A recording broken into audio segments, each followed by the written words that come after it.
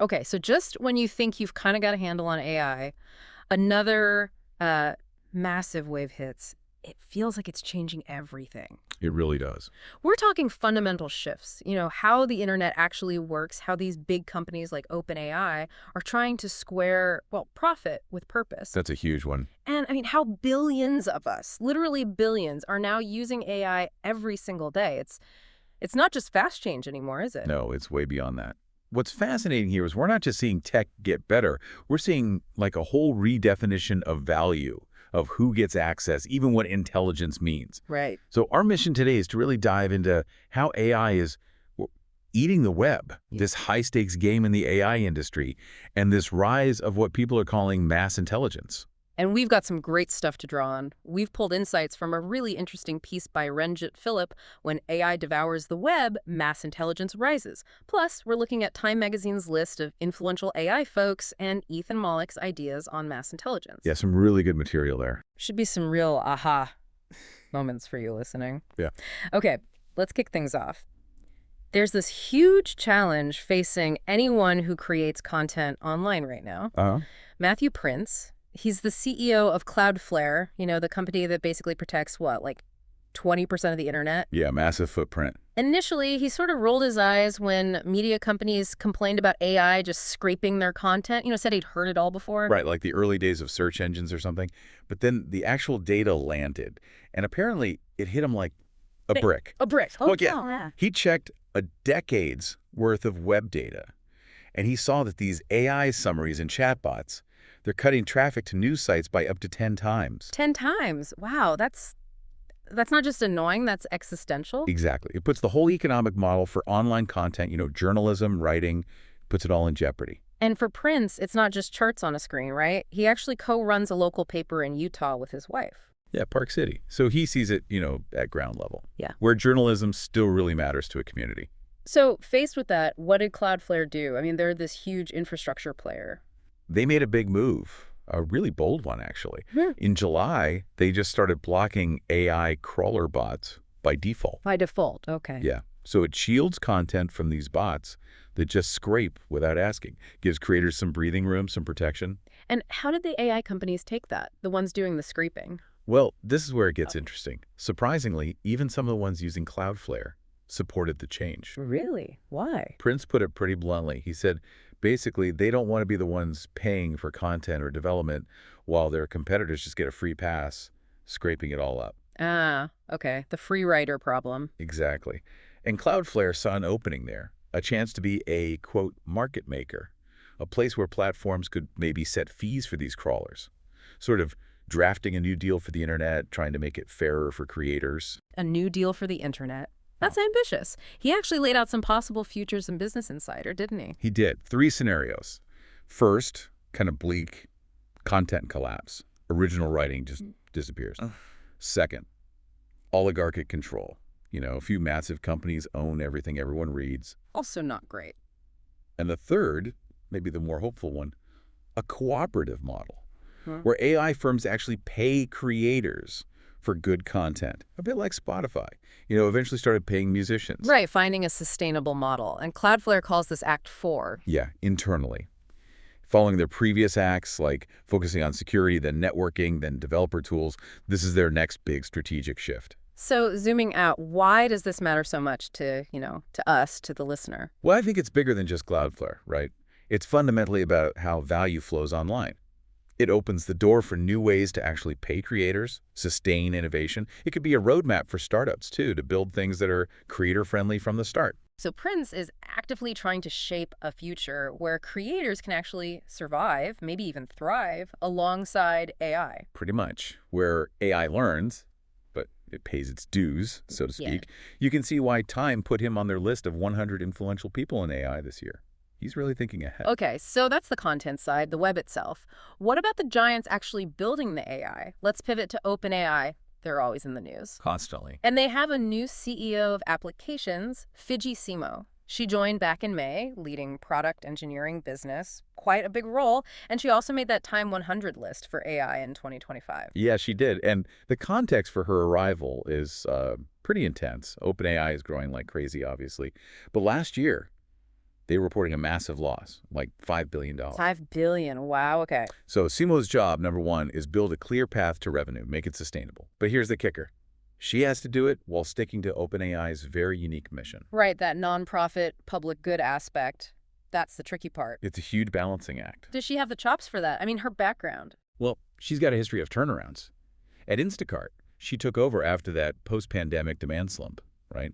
And drove new growth with fresh ideas. Okay. And before that, a decade at Facebook.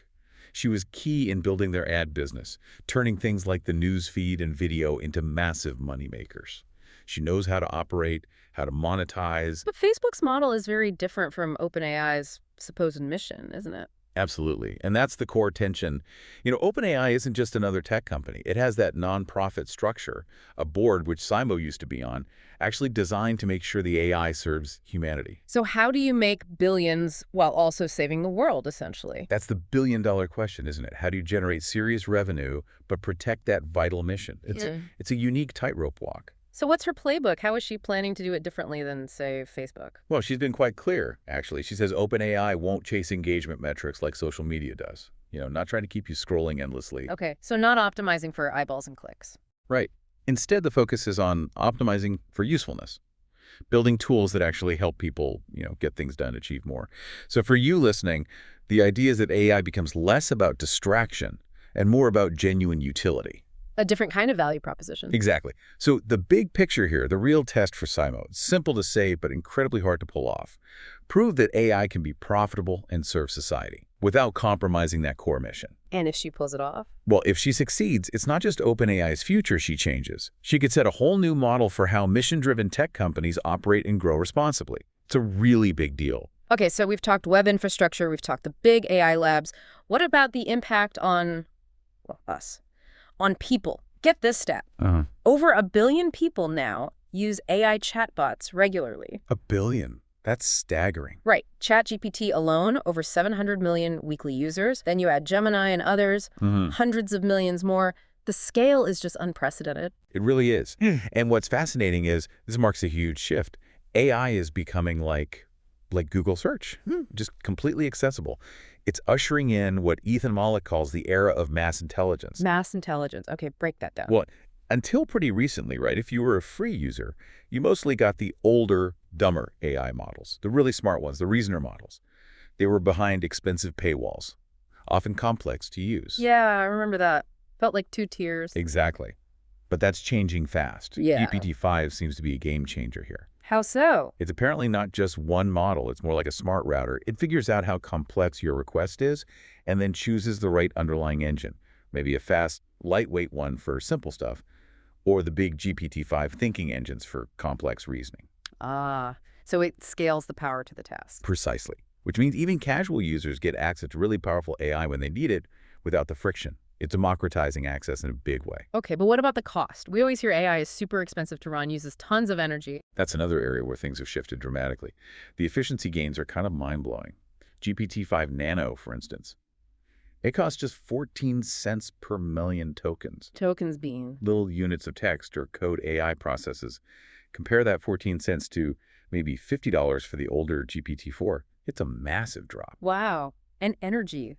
The environmental impact. Also surprisingly low now, relatively speaking. No. Per prompt, AI today uses about 0.00003 kilowatt hours, which is roughly the energy for like 8 or 10 seconds of streaming Netflix. Seriously, that little? Yeah. Even water use, though the data's a bit fuzzier, seems to range from just a few drops to maybe like 1/5 of a shot glass per prompt. It's become incredibly efficient. So cheaper, more efficient. Is it easier to use, too? I remember needing those complicated prompts. Yeah, chain of thought prompting and all that. That's fading. The newer models are much better at just understanding your intent. They often figure out the steps needed without you having to spell it all out. That makes a huge difference. And image AI, too. Google's Nano Banana, their Gemini 2.5 Flash image generator. It's cheap enough for free users now. Yeah. And it gets plain language instructions. You can ask for complex stuff like, I don't know, Neil Armstrong in a tuxedo walking on the moon, and it just does it surprisingly well. Okay. Might have to try that one. So if AI is spreading to billions, becoming cheap, easy, powerful, what are the broader effects? Well, stepping back, The outcomes are just wildly diverse. Oh, yeah. I mean, people are forming real emotional bonds with AI. They're getting help diagnosing diseases, writing obituaries, even scriptures. Wow. But also, cheating on homework, launching businesses, and sadly, sometimes facing mental health risks, too. It's a huge spectrum. So it's not just a tech change, it's societal. Deeply societal. Fundamentally. Think about it. Our institutions, schools, governments, everything, they were built when intelligence, or at least the access to information and processing power, was scarce. Right. Limited. Now, we're entering this era of mass intelligence. So these institutions have to adapt fast. How do you harness all these newly empowered people? How do you manage the potential chaos, rebuild trust? How do we keep human skills relevant when AI can do so much? These are massive questions. Huge questions. Okay, so let's try and tie this together. What's the big picture takeaway from all this? Well, we've seen AI challenging the very economics of the web, right? How content gets made and paid for. Yeah, the Cloudflare story. Then you've got giants like OpenAI walking this incredibly fine line between their mission and the need to actually make money. The Fidji Simo challenge. And finally, this explosion of mass intelligence. Advanced AI becoming accessible and easy for literally billions of people. Affecting all of us. Yeah, these aren't separate things. They're all interconnected waves, really reshaping our world as we speak. Yeah. Affecting information, tools, daily life. So that leaves us, and you listening, with a pretty big thought to chew on, doesn't it? I think so. Yeah. As AI becomes as normal, as ubiquitous as, say, electricity or the internet itself, Yeah. transforming everything from writing an email to maybe solving huge scientific problems. Yeah. How does your personal understanding of intelligence change, both human and artificial? Yeah, what does intelligence even mean now? And what new responsibilities do we all take on in this new era, this era of mass intelligence? It's definitely something to think about deeply. Absolutely. Well, thank you for joining us on this deep dive into AI's, well, incredibly fast transformation. We hope it gave you plenty to think about and maybe helped you feel a bit more informed about these huge shifts. Yeah, I hope it was useful. Until next time.